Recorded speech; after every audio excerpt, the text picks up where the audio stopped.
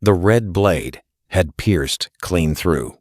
Qui-Gon Jinn collapsed to the cold metal floor of the Theed power generator, his breath shallow, his vision blurring. Across the chamber, Obi-Wan screamed, trapped behind the laser gate, unable to reach him. Darth Maul circled like a predator, waiting. But Qui-Gon barely noticed. His mind was slipping away, pulled into something far deeper than death.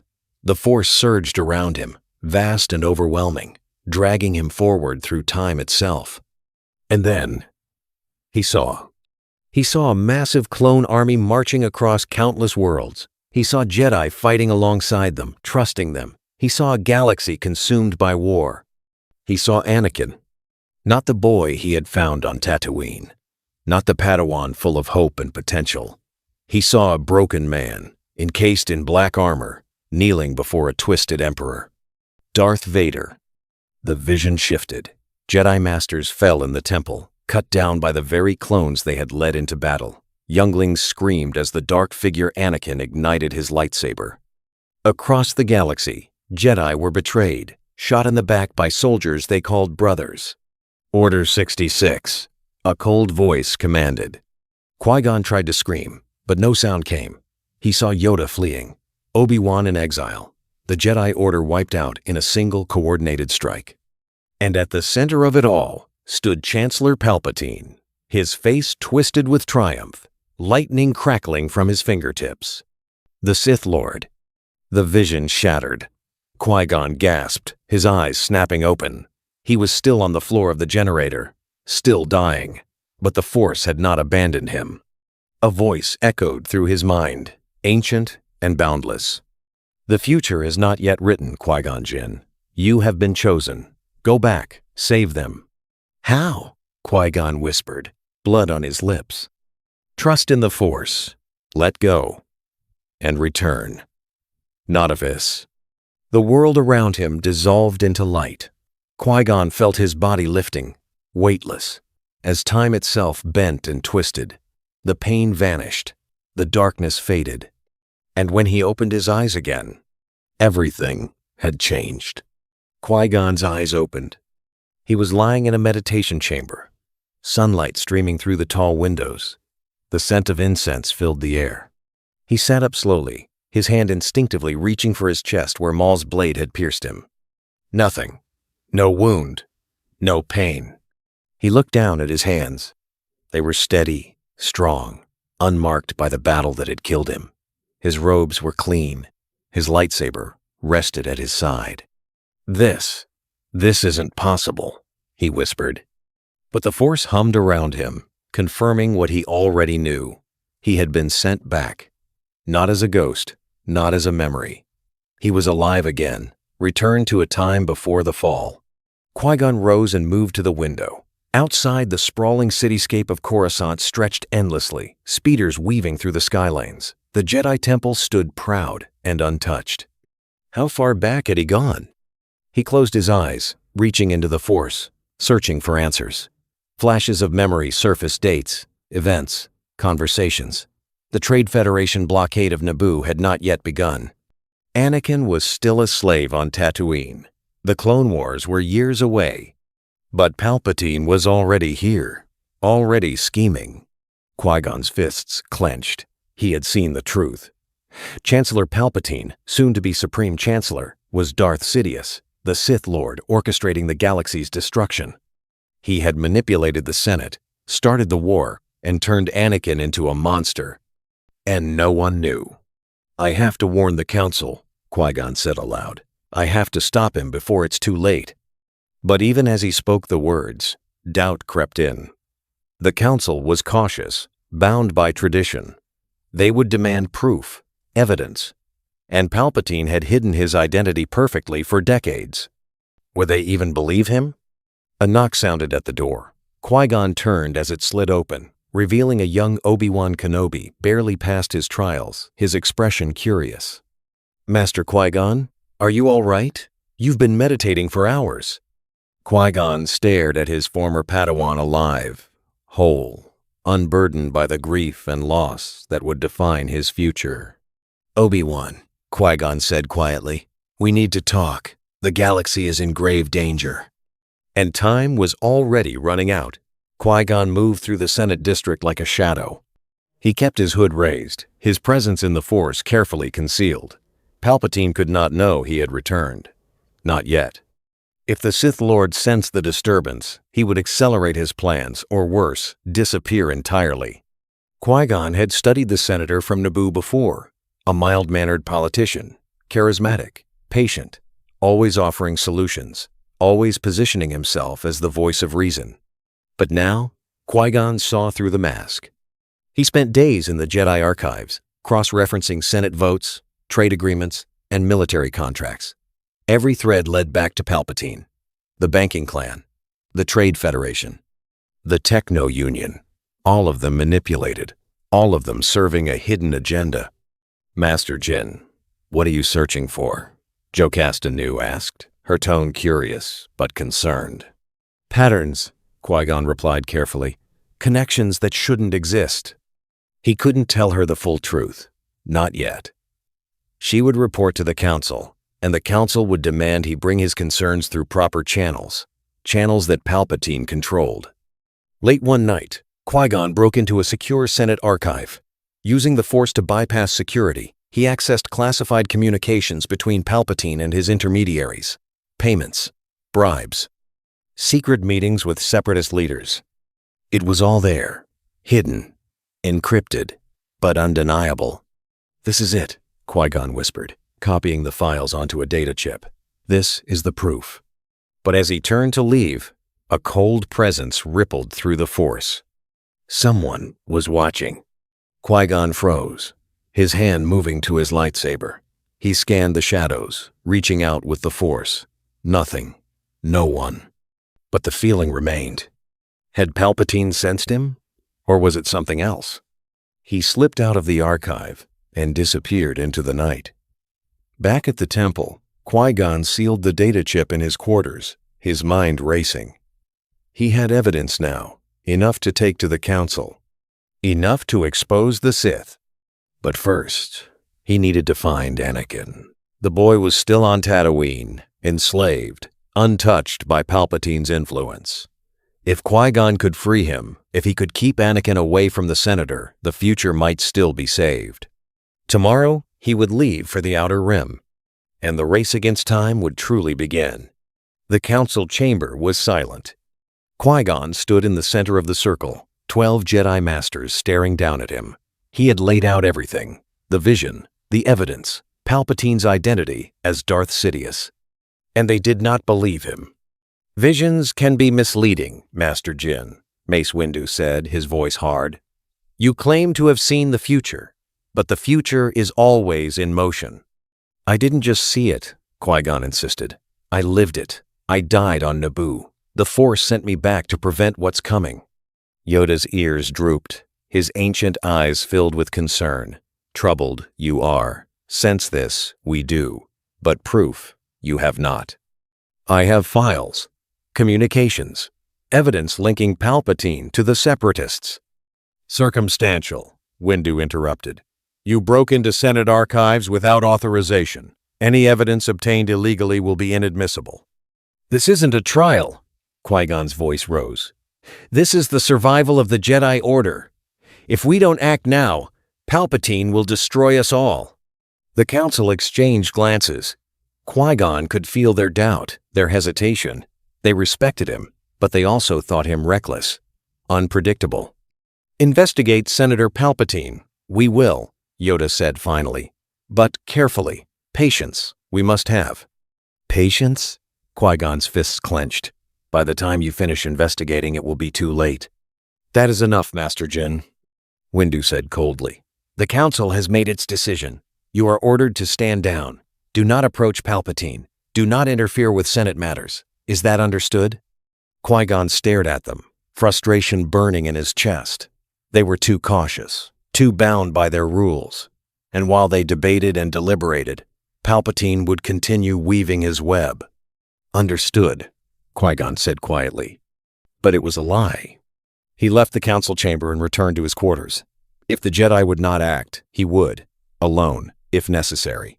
He packed his gear, attached his lightsaber to his belt, and pulled his hood low. Tonight, he would confront the Sith Lord. And, whatever happened, the galaxy's fate would be decided. Palpatine's apartment was dark and quiet. Qui-Gon moved through the shadows, his presence concealed, his lightsaber ready. He had bypassed security, slipped past guards, and now stood in the private chambers of the most dangerous man in the galaxy. The senator sat at his desk, reading a datapad, his back turned. "I've been expecting you, Master Jinn," Palpatine said calmly. Qui-Gon froze. The air grew cold, heavy.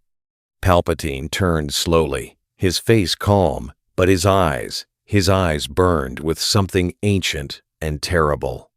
"You think you're the first Jedi to suspect me?" Palpatine's smile was thin, venomous. "I've played this game for decades, and I always win." "Not this time." Qui-Gon ignited his lightsaber. Palpatine laughed. "You came alone. No counsel, no backup, just one aging Jedi, clinging to a vision he can't prove. I know what you are, Sidious." The name hung in the air, like a death sentence. Palpatine's smile widened. "Then you know you've already lost." He moved. Faster than should have been possible, Palpatine lunged, a red lightsaber igniting in his hand. The blades clashed, the sound echoing through the chamber. Qui-Gon parried, sidestepped, struck back, but Palpatine was relentless. "You think the Force sent you back to stop me?" Palpatine hissed, their blades locked. "The Force is mine. I am inevitable." "No," Qui-Gon growled. "You're a coward hiding behind lies." He pushed forward, driving Palpatine back. Their duel tore through the apartment. Furniture shattered, walls cracked, the Force roaring around them. But Palpatine was no ordinary Sith. He was patient, calculating, and he had been preparing for this moment longer than Qui-Gon had been alive. With a flick of his wrist, Palpatine unleashed a wave of Force lightning. Qui-Gon raised his blade to deflect, but the energy overwhelmed him, sending him crashing into the wall. He gasped, struggling to rise. Palpatine approached slowly, his lightsaber raised. "You should have stayed dead, Jinn." But before he could strike, the door exploded inward. Anakin Skywalker stood in the doorway, his eyes wide with shock. "Master Qui-Gon? Chancellor, what's happening?" Everything stopped. Anakin's hand hovered over his lightsaber. He stared at the scene before him. Qui-Gon, battered and bloodied, his lightsaber still ignited. Chancellor Palpatine, calm and composed, his own red blade humming softly. "Anakin," Palpatine said gently, his voice filled with manufactured pain. "Thank the Force you're here. Master Jinn has gone mad. He attacked me." "That's a lie," Qui-Gon shouted, rising to his feet. "Anakin, listen to me. Palpatine is Darth Sidious. He's the Sith Lord the Council has been searching for." Anakin's eyes darted between them. That's impossible. The Chancellor is a good man." "He's manipulated everyone," Qui-Gon said urgently. "The war, the clones, everything.